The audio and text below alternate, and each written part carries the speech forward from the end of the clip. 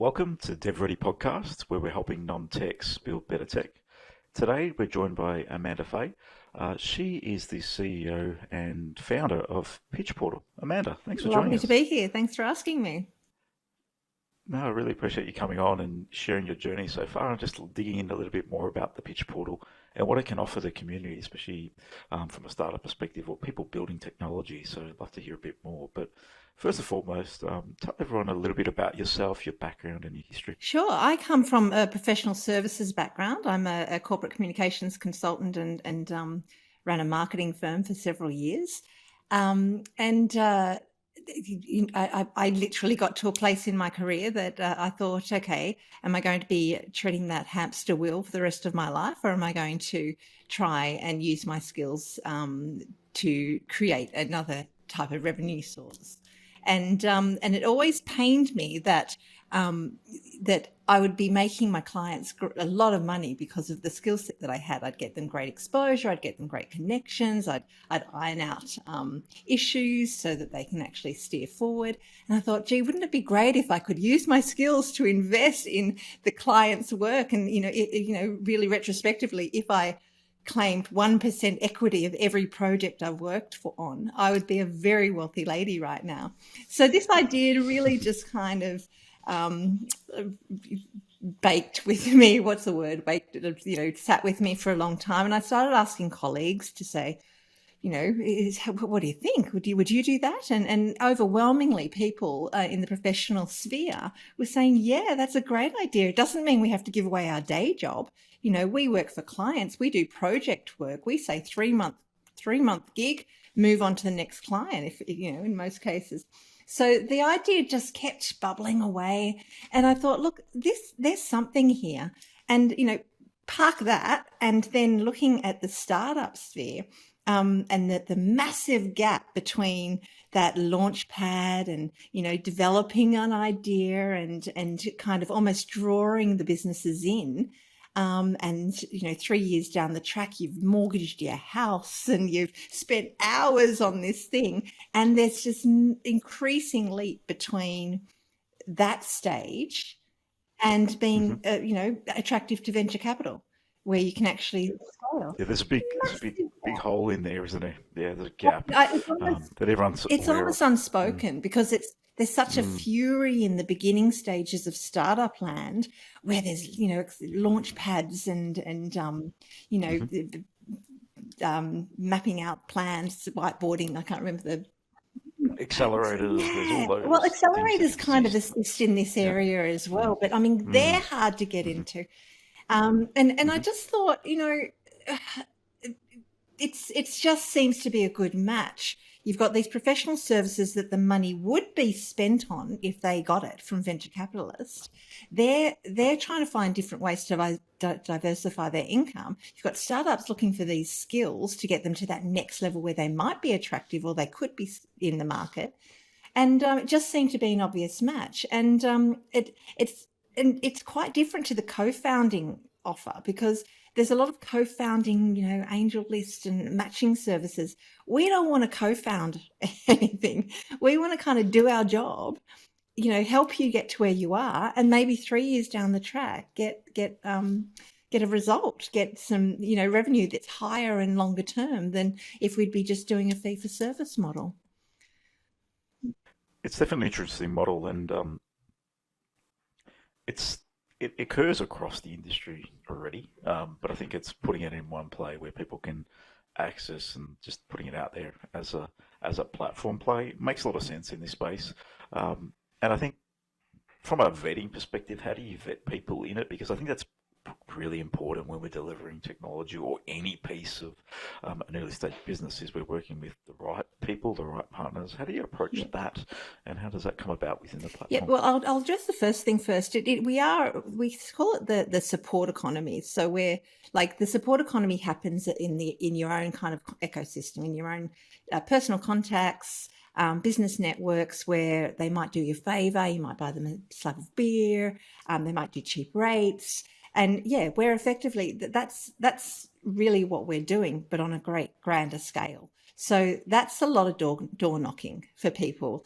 And, it does wear thin on personal relationships as well. So, you're talking to people who've been doing this in their business for 3 years. You're not going to have your best friend give you free services or cheap services or exchange, a night out for that long. So what we're doing is we're kind of expanding that support economy, because we've got like over 1,000 experts saying, yeah, we're willing to come to the party.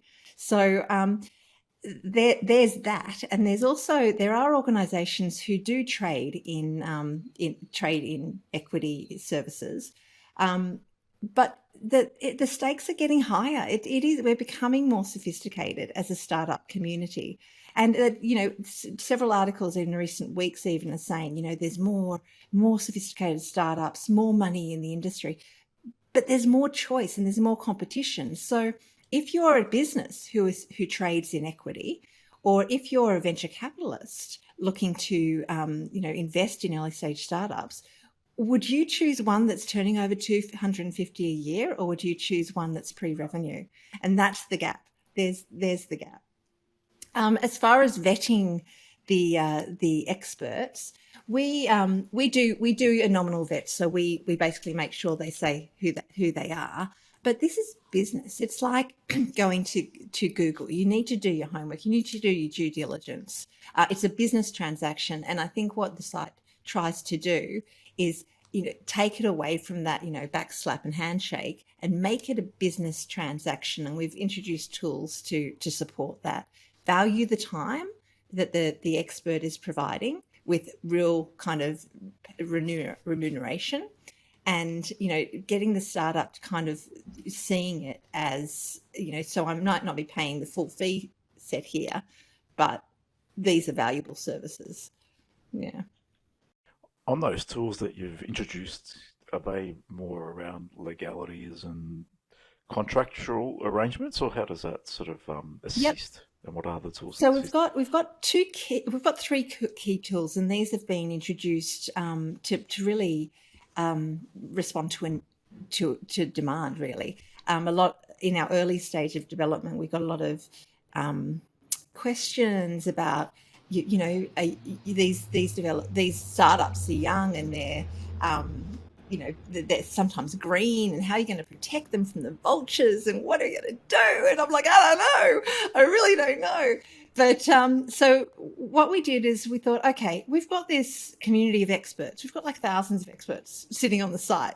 Let's incentivize them to provide a little bit of advice, even if they're not investing with their time. Let's incentivize them. So we've introduced a tool called the Lab, where the businesses throughout the journey can actually put questions up, and we incentivize the experts with points to come and share that knowledge and that wisdom. That's one thing, but it's a bigger picture. You're not going to help assist the journey in full with just a kind of a Q&A type thing. So we've introduced an interface that engages, which is a free tool for startup businesses or small businesses that support the startups and the businesses, to help them manage their mentors. And in doing so, we are able to push our users through to them and say, hey, you need support. You need to be part of this bigger ecosystem, because you've got to understand that the startup ecosystem is really cliquey, and the people I'm talking to aren't necessarily, all connected to that ecosystem. Certainly not the professionals. They don't even know it exists. So, we're trying to kind of expand that community, that support economy, to build awareness of what's out there for support. And the third tool, which is the most important, is called the My Projects. And My Project is a dual sign-off milestone management tool. And basically what we encourage people to do is, once they, the process is, the business will put the details of their pitch, their opportunity up online. The experts can review and express interest at any time.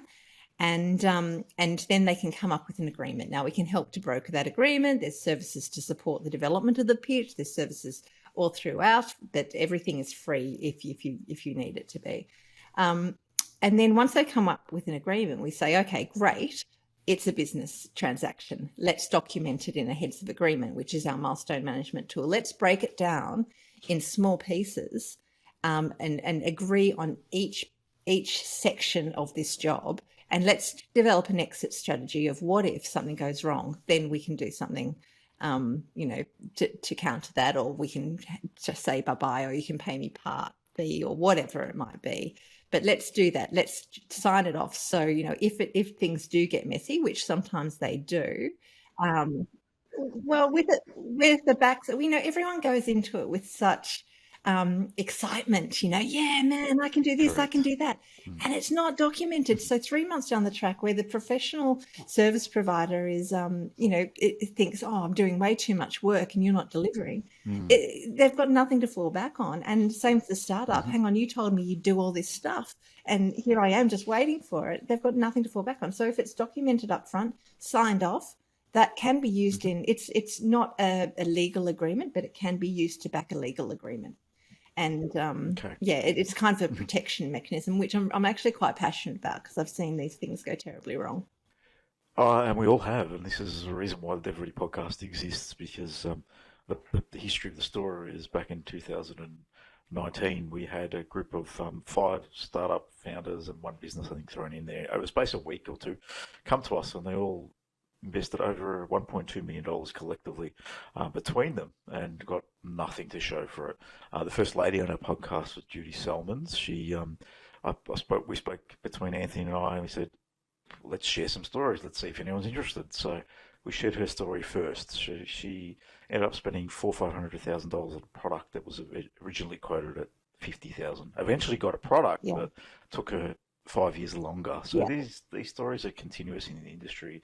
They're always happening, and we're always just, how can we share content that can help people in different ways? And I think that's why we connected on the Pitch portal. It's because that can at least give some protection and also expose people to different things. Because sometimes, as a business that delivers consulting as a core business, the area-owned business, that business gets X amount of opportunity that comes to it, and sometimes you might jump on something you think is a great idea, and in reality, you haven't done any vetting. Early stage stuff can go anywhere. So I think it's good from both ends, to protect the consultants to get more content, and then also the startups to make sure they're getting an outcome as well. It's very 100%. And I think that's what I'm finding. We really started rocking about a year ago.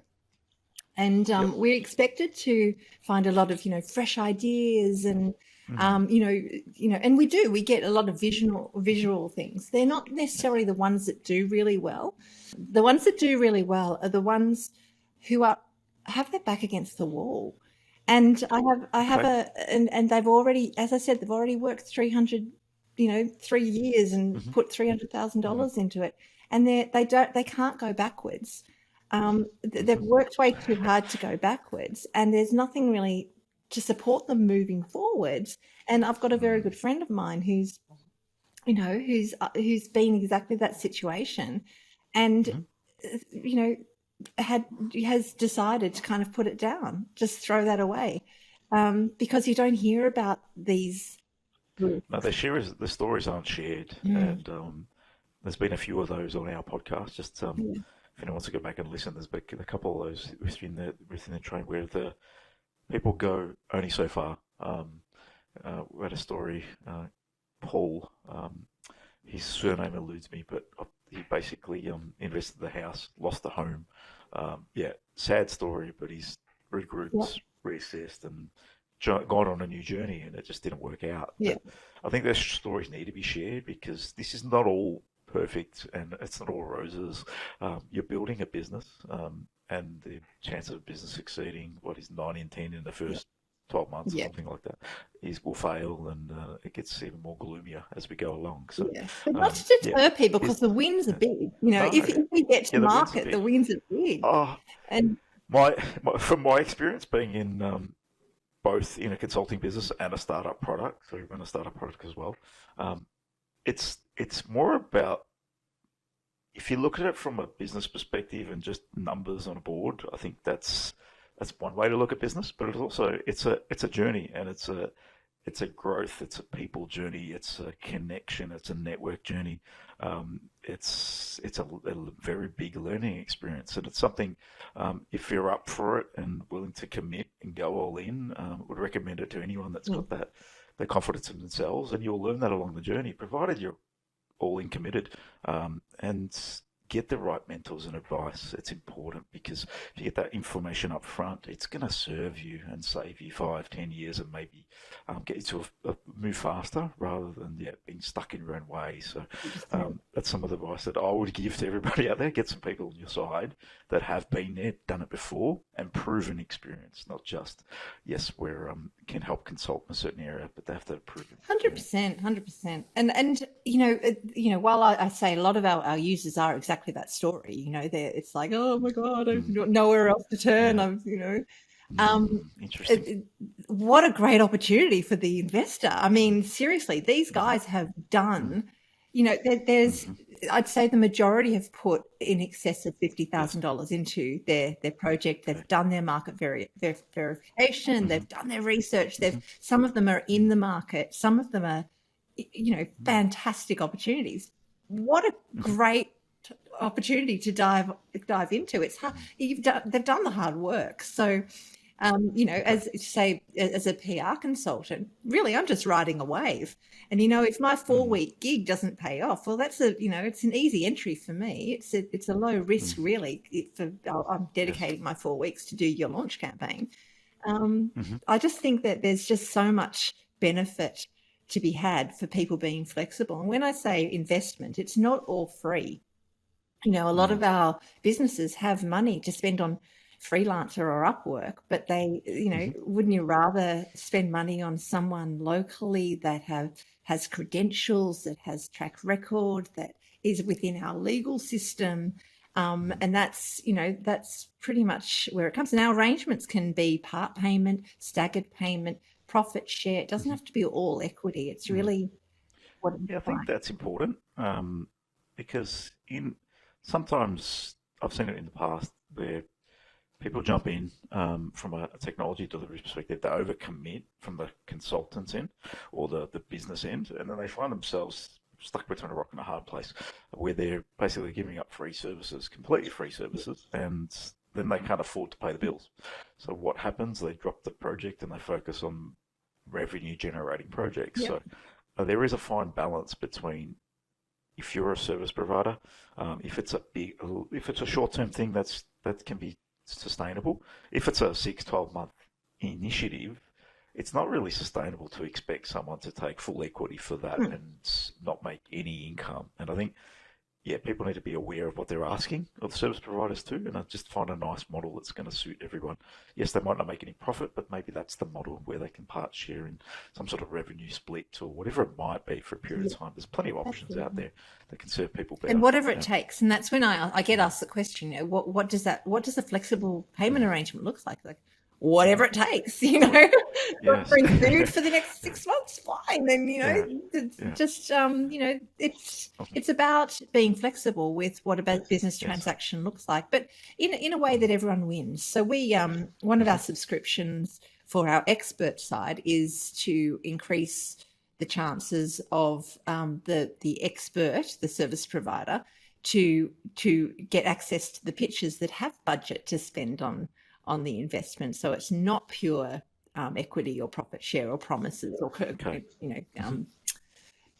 promissory notes and things like that. So that's one of the ways we're monetizing by saying, okay, they're there. I'd Mm. say about 30% have budget to spend on the pitch, but Mhm. not the whole pitch. One guy had Yes. $50,000, Mhm. to kind of put towards an expert a fee, knowing the project's costing lots more.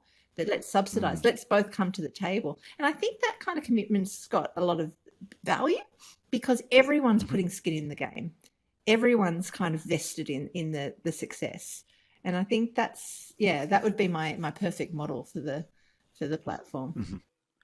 And on a playing devil's advocate, one of the challenges with the model I see is, that consultant really has no say in what the business does. So as soon as you take a small percentage share, that the ball's in their court. So from their end, it's about vetting the people you're working with and getting an understanding of who's founding these businesses, what does this team look like, are they willing to learn, listen to advice. Some of these things are very important when you dig in and want to do something like this, because in reality, the ball's in their court to make this happen. You're only a piece of that little puzzle. So that's one of the things I'd say from that side of the Yeah, but fence. that's not unlike a normal investment. Yeah. And you have to do correct. your due diligence, and we really drill do. that in on both sides. You know, you can be blown away by an idea, and our pitch upload process, the information requirement, is deliberately Yes. detailed, because we don't want to put, hey, this is a great idea, I've not done any research, and we want, that's kind of, going back to that vetting, that's how we vet our pitches. If they sense. they complete details about their market, what's the opportunity, what's the who's involved, so that before the expert even makes contact, they can kind of review what's on offer. And I guess that's different to that limited support network, because there's a lot of consultants that hang around startups, ecosystem, startup hubs and things like that, and are interested in this kind of model, but then they have to vet every single startup to find something. They Whereas do, we've and got they it may not there, even front have and that center. information. Front and center, you can read about it. So Yeah, the vetting is probably the hardest part with any investment, right? absolutely. So you need to I think that's some of the challenges that people might get stuck in. You're an investor at that point if you go in this sort of model. So first protocol is, loving an idea is one thing, but understanding all the other parts of a business and the people and the commercialization and everything involved needs to be put up front. Otherwise, it can be a little bit challenging come to delivery. That's for sure. And the thing is, this is what we kind of, it was almost like a light bulb moment. It's like, hang on a minute, we've got all these experts who can actually guide this process. So the site, although it's transactional, it's, here's my pitch, here's the services I can offer. Yes. We do support the journey in a big way by drawing on the experts, and that's not only in the lab, but that's for if they identify that there might be work needed to kind of present a really comprehensive pitch, we actually engage our experts to come in and paid work to help them. I think that's important, because you don't have all the answers generally if you're starting something new, or you may have been 3 years in, so you may be more progressive in terms of what you've done, but not everyone has all the answers. So I think getting as much advice and input is paramount, especially at the beginning stages of what you're trying to do. And you don't have to have everything. You don't have to have all the ducks in a row, but you need to be able to present a good argument, a good proposition for it even to kind of go to the next level. Okay, and how does that get vetted? Is that vetted on your end first, or is that experts coming to that piece as well? So what we've got for the from the pitch side, do you mean? Yeah.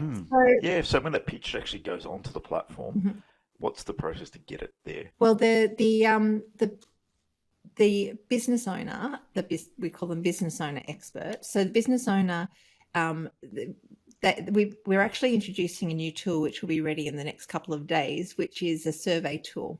So basically they can land on the site and they can develop a pitch, and the pitch upload process is ask them a series of questions for them to kind of present their pitch page, which is available to all the experts to kind of have a look. So you've got one shot at this, if it's not good, so to kind of make sure they're on page, to gauge where they are. We're introducing a tool, which is a survey tool, which is are you pitch ready?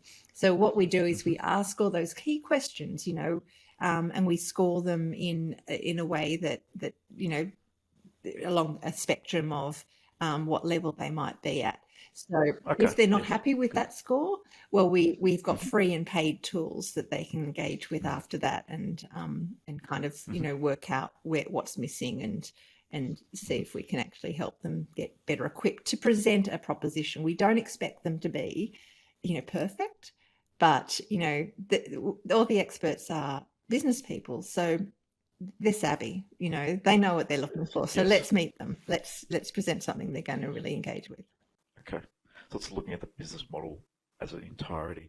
not just one piece of it. Do you get a variety of different businesses? Is it tech focused? Is it just anything and everything? How does Oh, that sort of lay out? we've no, we've actually had a range of we've had brick Yeah. and mortar Mm. businesses come on Okay. board, Yeah. looking to Yeah. expand overseas. They've already got a Yes. revenue, which it's kind of one of my favorite Okay. kind of businesses. They've already got a Mm. revenue, so Mm.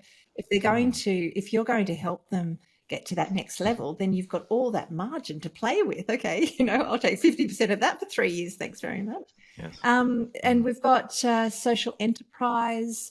We've got tech. We've got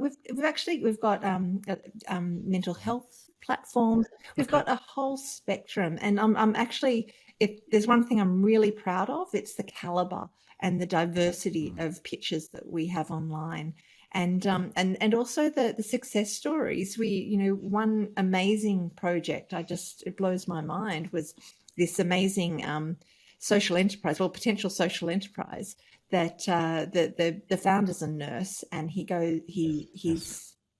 he basically had started providing remote healthcare to remote Okay. coastal communities on his boat, and said, this isn't sustainable, this isn't sustainable. So he found a machine in Norway that converts plastic bottles into oil, and that can run his boat and create a profit by selling excess to business, to industry. He's got his Interesting. expression of interest. So I'm thinking, oh, and he needs it, but he needs it. He's a nurse. He needs a business strategist. Mm. So Mm-hmm. he was contacted by a business strategist who happens to have a plastic bottle recycling plant that converts plastic bottles into bricks in Bali. And I'm like, oh, how did that happen? So, Yeah. Wow. Okay. and, I get stories like that every day. One Meditech platform was about to throw in the towel. She Yes. was, had put her life and soul into this platform.